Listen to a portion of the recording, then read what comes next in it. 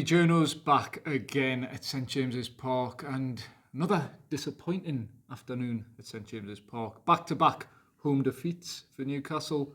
2-1 against Fulham today. Was okay in the first half. They took the lead. No, you're not having that? I thought it was okay. We'll get on to that though. And then second half, not so much, as Fulham came from behind to win. 2-1, Newcastle stay fifth in the Premier League for now. But lads, what are we feeling after that? I thought it was an electric 2 minutes, opening 2 minutes. And then from then on it was flat.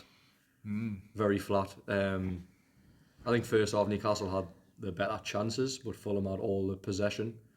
And then Fulham really took advantage of their possession in the second half. And let's be honest, a couple of moments from Newcastle fully deserved their victory, similar to Bournemouth a couple of weeks ago. They played two teams now here, Bournemouth and Fulham, and both have walked away with deserved victories. Yeah, Eddie Howe said that after the game. Marco Silva said it, that Fulham deserved to win, Newcastle deserved to lose. Newcastle, I mean, Tino Livramento has a chance, Sandro Tonali hits the ball with a great shot, Alexander Isak hits the ball, so Newcastle had chances, but yeah, I think Fulham deserved winners in the end. I think if Newcastle needed getting anything out of that game, in my opinion, this may sound strong, it would have been a robbery. I thought Fulham were the best team at St James's Park by quite some distance today. I think in the first half, what Fulham lacked was a cutting edge. They put plenty of balls in the box, didn't really cut Newcastle into open. Shot on target. What they did in the second half was then add that to the game. So their dominance in midfield, where they had all the possession, they had making all the running, all the passing. Newcastle's midfield failed to get any grasp at all in that whole game, apart from, like you say, the first couple of minutes. I thought genuinely, as a spectacle, from a Newcastle perspective, that was utter dross. I thought it was really poor. Really poor. No, I didn't think they really influenced the game. I didn't think they grasped it in any way, shape or form. I thought a lot of stuff that was coming from the centre halves, in particular, Burn was all right. Share was needless long balls, just searching for nothing. Anthony Gordon, in fairness, in the first half, tried everything possible. Brilliant for the first He had a goal. really good first half, no doubt about that. Key role in the goal as well. Very little else among it. Joe Linton was... I think he continued a similar theme of he's been poor. He's been poor for a couple of weeks now. Really involved in terms of physically. Let me even doubt that. I think he tries to get himself about, but his distribution and ability on the ball at the moment, he can't pick a pass. Sandro Tonali's had all the praise in the world of me and of you guys. I thought defensively today he was so poor. I might be shouted at by people out there. I thought what he did was he tried to grasp it at certain points in the game and drive the team forward. And I like to see that what he did was a different side. But his job, largely recently, has been to do a lot of the hoovering up and covering up defensive spaces. Yeah. There was no midfield existing today. No. Bruno... First half an hour, I thought he did for a little while. And then again... There was moments.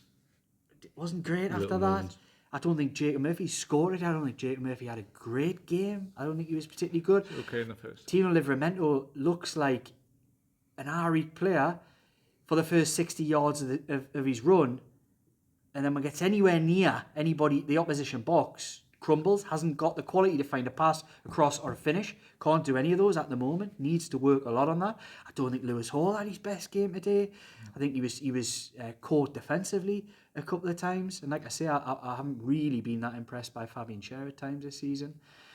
Look, it was another one of those days, but Newcastle got what they deserved. The theme, and this isn't to get too negative, but the theme for me from the Emirates onwards hasn't been an upward trajectory. And I think that's one thing that maybe are people cottoning on to, but we've been saying on here that the performance at Southampton was better, but it wasn't great. They didn't have to do a lot to win that game and take the 3 points because Southampton are poor.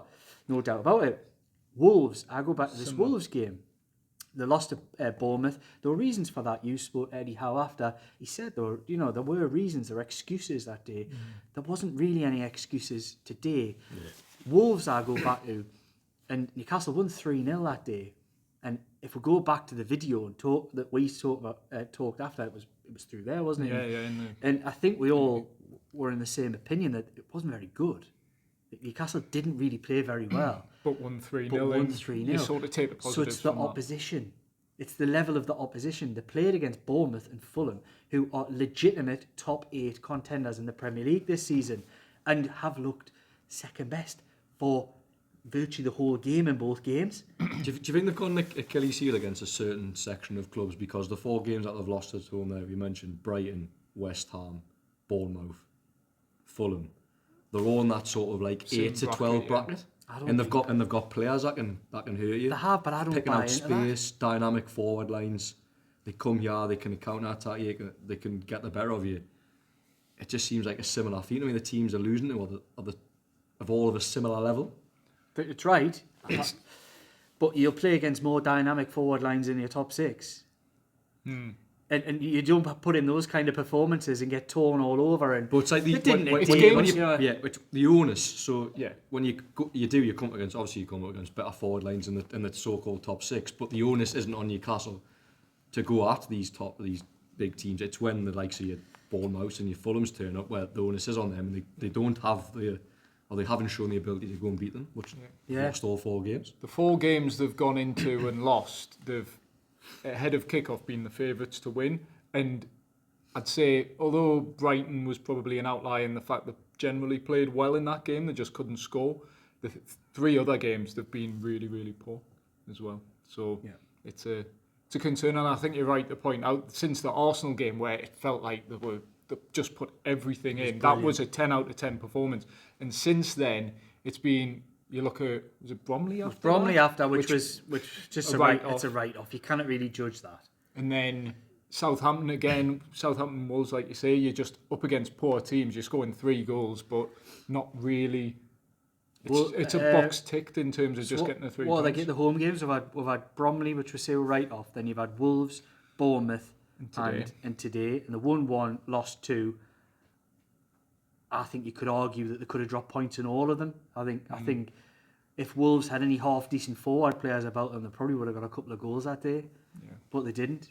I mean, Martin Dubravka's pulled off a potential save of the season in that game to stop Strand Larsen. It was incredible. But look, that's probably going over so much old ground.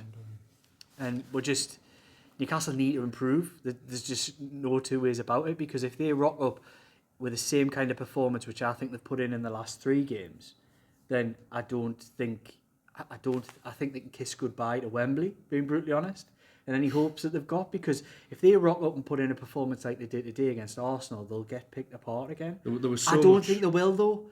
That's the thing, I don't think they will. I think it'll be different on Wednesday, and that probably ties into what you were saying before. Yeah, I was just going to say, there was so much confidence after they won the away leg, where it was like, that's it. Home leg, it's a banker, but then because it's been such a big gap and the performances have dipped, it's almost like, if Arsenal get an early goal, it might get a bit rocky.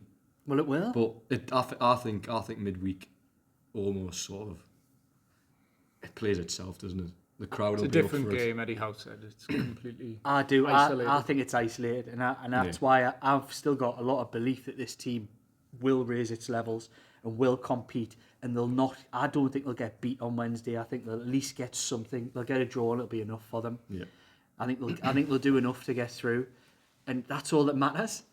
And I think that'll be really positive. And to have that another month into the season, if they are going to have a few struggles in the league and with consistency and things like that, which look, they've been really consistent in December, into January, are having their wobbles now. But to have that cup final to look forward to, whoever it's against, will just keep things moving in the right direction and taking over. And I think they will do that, but it doesn't hide away from the trends that are shown this season, which I always feel. You always have to ask questions. I wonder, are they a team who are just getting up to the levels that they should be by going on that ridiculous run and look, this is now where they belong, they continue at that level. They're almost now looking like a team similar to the one before, where they've probably outperformed in that period and then they didn't back down. Yeah. I hope that's wrong, because we don't know. There's not a huge body of evidence to say that's definitely the case. They can easily come back from that and start winning games again, start performing well. But that was the one that I think I said to you guys, might have been on camera, it was probably off camera, that the performance, and we talked about, I said the performance at Southampton was the biggest indicator for me. Like, is there a really good performance? And they didn't put in the kind of performance that when they were playing well 3 weeks ago, a month ago, like really playing well, they probably would have went to Southampton and won 4-0. 5-0. They would have done something like really significant, scored goals, looked good, created chances. They had, there was patches in that game against Southampton where Southampton had most of the ball. Passed it around, didn't really do much with it because they're rubbish, really. In terms of Premier League standards at the moment, let's be brutally honest about it. They won today. Yeah, well, Ipswich though, but it's like the battle of the worst, isn't it? Yeah, but No disrespect. I mean, look, you can take nothing away from the fact Newcastle won 10 games out of 11, but it did feel like, and you've said this definitely off camera, potentially on camera, it was almost like the stars aligning. Every team that played, it was like a great time to play that team. There was a few. They're playing Leicester, who was struggling, Ipswich, who was struggling, hadn't won a game at home. Villa had a man sent off. Man U couldn't have been in any worse a position. The only proper performance against a team where you go, you're underdogs here, it was Arsenal. That's probably in those. But I think there was a confidence built over that run, particularly like Tottenham and things like that. Line. The only thing I would say about that, and I didn't definitely say that, by the way, but to qualify... Did you not? No, but to qualify the other point that I've said on that is that when it keeps happening, you can't play everybody at a good time. There's got to come a point where you go, actually, this is Newcastle playing really well, despite the adversity that every other team's facing, because we didn't, and I did say this as well, you didn't go through last season. I think teams that beat Newcastle probably didn't look at it and say, there's so many injuries. They didn't. They just thought, we've beaten them. We've beaten Champions League Newcastle United this week. Yeah. So there's a balance on that one. Yeah. I do think they caught Tottenham at a very good time. Yeah. I do think they caught Manchester United at a very good time. And they maybe got a slice of luck against Aston Villa. I still think there was a red card and it was deserved. I think he was a complete dafty for doing what he did. And I Never think recovered? No. Off to Saudi? Neither has Fabian Schär. No, it's easier days like this to be really, really negative, really, really whatever. But I don't think there was a lot. That was just a nothing game. There wasn't a massive amount to be positive to take from that. Anthony Gordon and Dan Burn for large parts of that game. Dan Burn was good in the air, I'd say. He had to be. The amount of crosses that went in the box in the first half. I actually thought Dan Burn was on a better performance, and even though he's conceded 2 goals, I think that's a slight on him. But it's a minor point. Eddie Howe was asked afterwards, and it's been a talking point for a while now, has his squad gone stale? And he sort of played that down, but I was just interested to know what you guys think, because it's now another transfer window that we're going to have without any new additions, and we've talked off camera, it's just like, the situation, you know why it's happening, but it just feels like there is a staleness creeping in, and you see it today where Eddie Howe is trying to turn to his bench and there's nothing there. Okay, Kieran Trippier comes on at right back and can play a bit of football, but then Joe Willock's coming on for Joe Linton. He's got an injury. Newcastle get worse and end up losing the game. And it's not for the first time this season Eddie Howe's turned to his bench, brought on players, and they've regressed and got worse and really struggled. And I thought that was the case again today. The substitutions, I don't really massively blame Howe in that respect. I think he had to do what he had to do. He did try to change things. Yeah, but it's not making a difference. It's rarely making a difference. Changes. When was the last time his changes made a difference? Was it Wolves? Harvey Barnes. Yeah. Was that the last time? Harvey Barnes at Fulham. And the time before that was when I publicly criticised him for his substitutions, and they went and won the game for them. Remember that one? West Ham. Yeah. So I can see why Howe's making the changes. I mean, it was forced today. Tino Livramento wasn't having a great game. I think Kieran Trippier comes on and offers a bit more in terms of on the ball stuff. I'd play Trippier now. Yeah. And I've said that for quite a while. He needs a run. Like Trippier needs a run. Trippier's an older player. He needs to get back into playing games and playing consistently. It's going to be harder for him to get up to the level because he's that bit older, and he'll have to start playing. I want to see him get a run of games, because as much as I like Tino Livramento, I do like him. I think he's a good athlete. He gets up and down, good speed about him. He's got all the physical attributes you would want of a player in that position. I don't see the final third quality, and I think Trippier has probably gone a little bit past where you'd want him to be, but he's an experienced pro, and I think I'd like to see him get 7, 8, 9 games where, if he stays fit, just play him and see where it can take him, because quality on the ball, there's still not many like him in this division. He's top class. Don made a point about staleness, which I think we all want to talk about. Yeah. In the squad. I don't think you can deny that is the case. I think it's probably saying that, I mean, saying staleness is the reason why Newcastle United lost to Fulham. That's not what I'm saying. But I think naturally with 3 transfer windows without a major signing, it probably does feel like that. It probably does feel like that on days like today. It's an easy thing to point to, but I do think there's some validness. I think The defeat feels worse today, knowing it's not going. The answers aren't in the transfer window. The answers maybe have to wait till next season. I think everybody's just had to retrain their mind in thinking that, you know, the normal way of thinking is, right, we're going to spend, we're going to do this, we're going to do that. It's never been the agenda for this window. No. They've not ever wanted to dip into the market and sign players. Now, there's certain arguments you make for that. Being brutally honest, I think it is, if you're going to look at it from one angle or the other, from a footballing perspective, it is absolute lunacy that Newcastle United are not going to try and freshen up a squad that has gone stale. There is a huge point to make for that. Even the best teams get 1 or 2 out, 1 or 2 in. You've got to bring fresh energy, and they haven't done that. Yeah. But really, the team has not improved. Look, Eddie Howe is scratching around for positives in that respect. And I heard him speaking to you guys on Friday where he's like, but Harvey Barnes and Callum Wilson, that's not the fresh energy that's going to really... It might bring a little bit on a Monday or a Tuesday, you know, when they're doing bits in training, it might bring that little freshness. I get that. But it isn't going to bring the freshness that the club needs. It needs a little push along, a little boost in the right direction. Something, you know, if a player was brought out at half-time today at 1-0, it's just an energy about the place. Like everyone's, oh, great, there's a new signing. Club hasn't felt that. Hasn't felt a new signing since Anthony Gutman, no, it would have been the summer. Since the Tonali summer. It hasn't felt...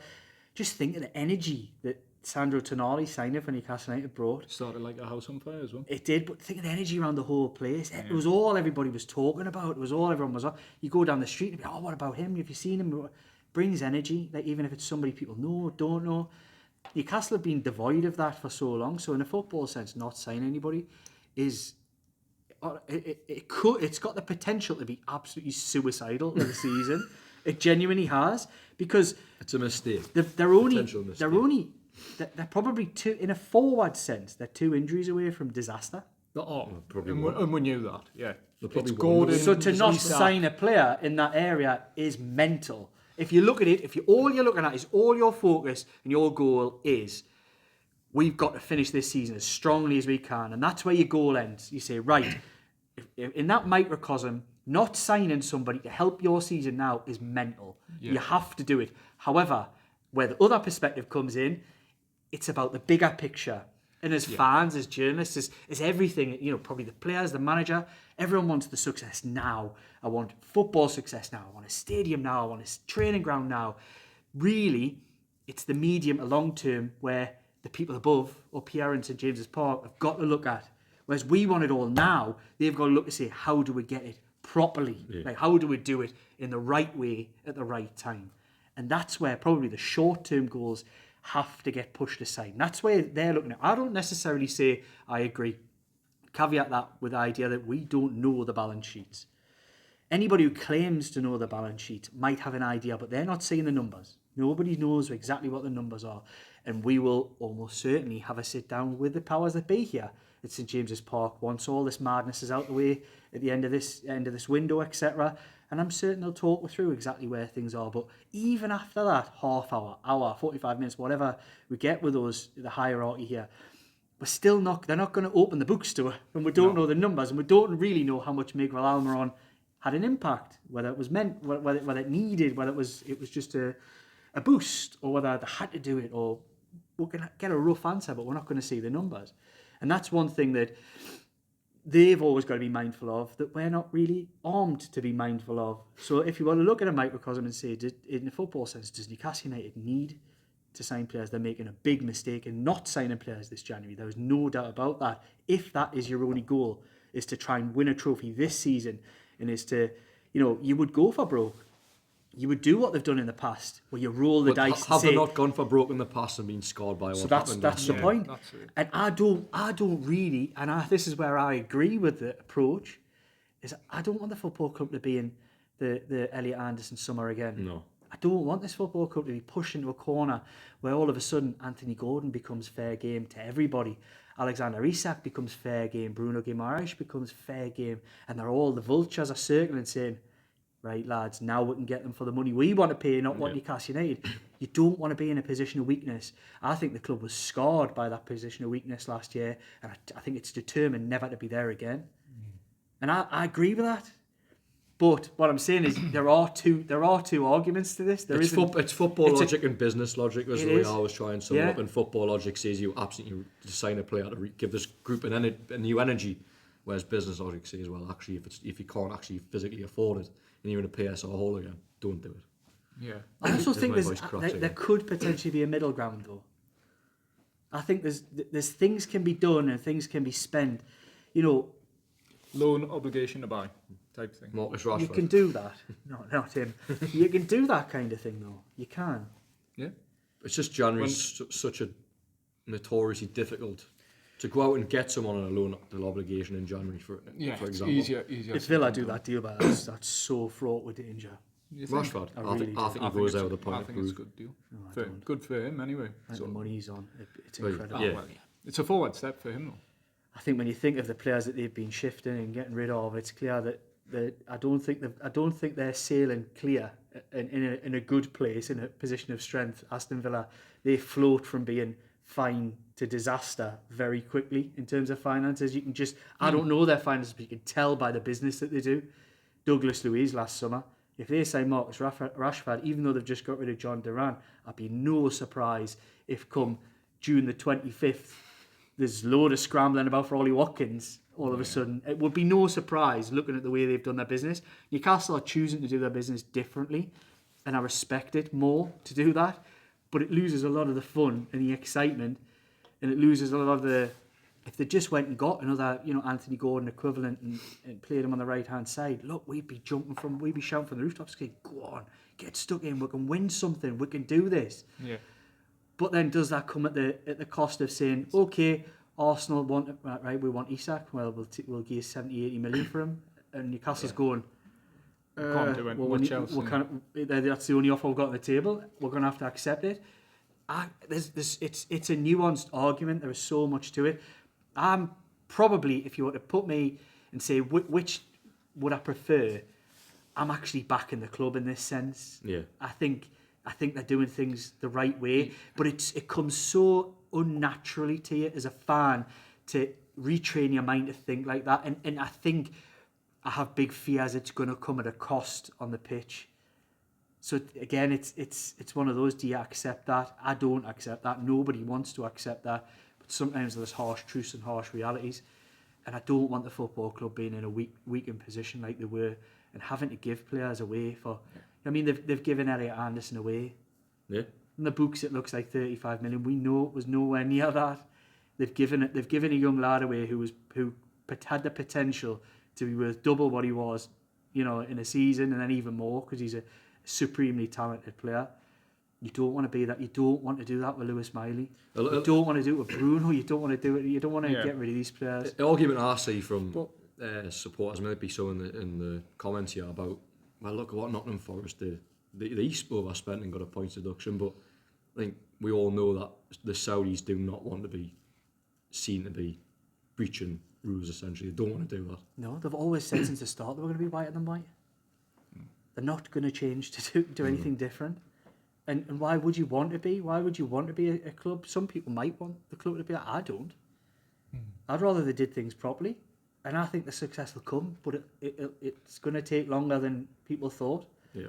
It's a bit of a catch-22 because you don't sign someone now, you miss out on Champions League, and you might lose your Isaks, your Gordons, your Tonali's, Bruno, whoever, anyway, because you're not in where you want to be or where you should be. The only thing I'd say on that, Dom, is how many people can afford them at the price Newcastle would get rid. It's a very select band of clubs. It is, and even if any of those clubs who can afford them want those players, chances are, whether they're in the Champions League or not, they'll probably want to go anyway. If Real Madrid come in for Alexander Isak in the summer, I'm just plucking names and teams. If Real Madrid come in for Anthony Gordon in the summer, somebody... Good move for him. It is a great move. you know, if they did, it's not going to change his mind whether Newcastle United's got bloody Girona on, you know, Yeah. on a Wednesday night in 3 months' time. It's not going to change his mind. No, Real Madrid's an extreme Okay, example, well, let's though. even bring it down a notch. So, Liverpool and Manchester City are probably two of the only clubs in England who could afford the players Newcastle United have got at the top level. Going beyond that, you're talking about Barcelona's who can't afford, but it's a level of club, Real Madrid, etc. If those football clubs come in for any of Newcastle United players, it's going to be some awkward conversation time, whether they're in the Champions League or not. So I don't really think that's the make or break. If Newcastle are in a strong financial position, they're able to turn round to football clubs like Liverpool if they say, you know, we'll give you 70 for Gordon. Nah, doesn't matter. See, you know, come back with a proper number, we'll have a conversation. But if you roll the dice PSR-wise, you know, it's a gift. Well, we'll give you 50. You have to accept. You can't walk away from it. Yeah.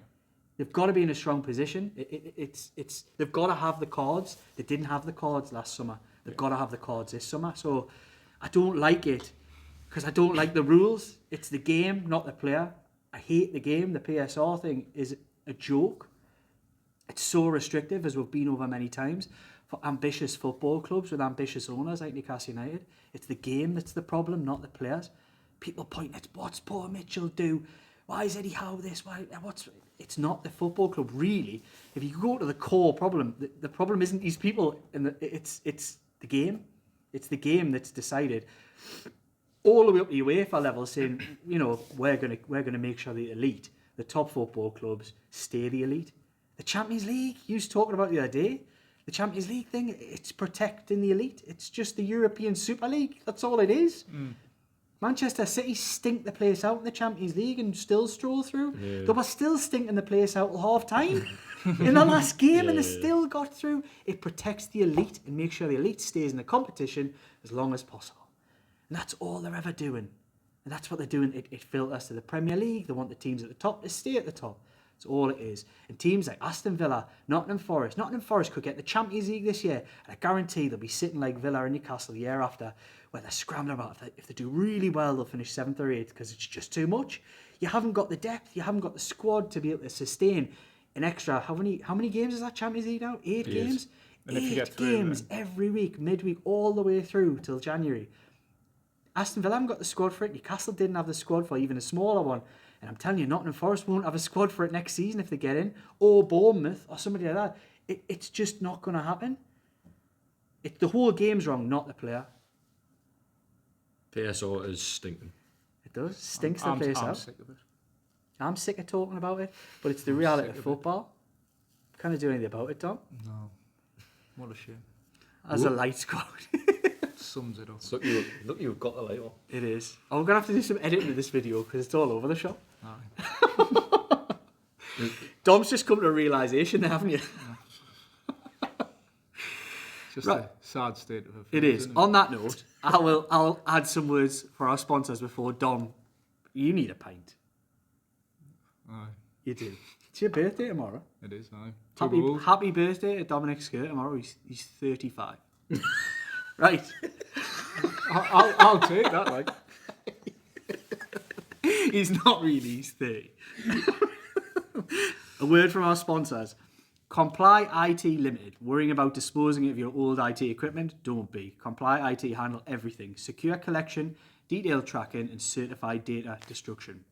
We've also got Mitigate, who enhance workplace mental health, helping businesses stay compliant, reduce absences, and unlock higher productivity, creating healthier, happier teams. And Four Rivers Financial Planning, who offer holistic financial advice for all stages of life, ensuring your plans remain robust and adaptable in the ever-changing world we live in. One thing that isn't going to change, though, is PSR, Dom, is it? nah. Well, it is going to change, actually, because it's going to be that different rule in the summer, but I don't think it's not going to get any better for Newcastle. Right. Is that us? Is there anything else we need to discuss? Dom's I'm done. done. You need a pint. You need to get home to bed. You're I know, probably people you notice my voice has been cracking if I speak for a sustained period. I'm full of it's happening again now. Usually these videos make me feel better after a defeat, but this has sorry, made me Tom. feel worse. I'll probably get loads of complaints in the comments now. Shut the fat one at the end up. Which one? Which one? No, this is my time to talk. To be fair, I'm glad you have, because I physically can't talk. No, used to us struggling. We're all struggling. You're just in the world. My mind's elsewhere. I'm 30 tomorrow. Yeah. I'm just sad. Yeah. Well, we'll enjoy. and We'll have a couple of pints. You're not that old. Have you been in touch with all of us financial planning for your pension advice? Or? No. You should. I should be. You should. Right. I think that's got to be a good night from St James's Park. It wasn't exactly the day that anybody would have wanted, wished for. But lots to look forward to this week. As long as It could be a big sunshine. week. It could be a great week for Newcastle when, after this transfer nonsense is all done with, big game, Wednesday night, under the lights, St James's Park, bit of atmosphere. Come on. I'm just trying to hype myself up. Oh, that is it. They've had That enough is, of us here. Get out. It is. Right. That's good night, as it looks from here. From the Geordie Journals.